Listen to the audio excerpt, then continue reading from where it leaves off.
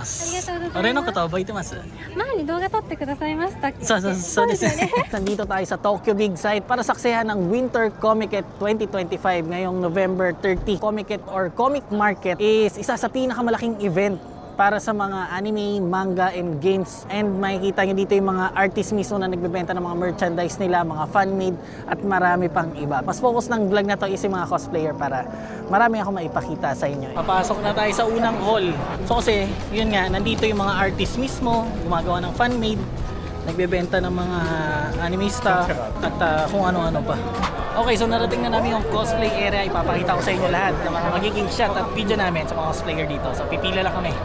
Let's go! 写真いいですか？はい。私は眩しくて。まあそうですね。ありがとうございます。ありがとうございます。俺のこと覚えてます？前に動画撮ってくださいましたっけ？そうですね。ロマニ・アーキマンっていうフェイトグランドオーダーに出てくるキャラクターが大好き。久しぶりですね。覚えてます。よかったらまた。はい、よかったら今年もありがとうございます。ありがとうございました。Yung mga hall, ano na rin, malinis na rin. Kasi nga ang oras, magpa-5 na. And yun, sobrang naging mabilis yung yung araw.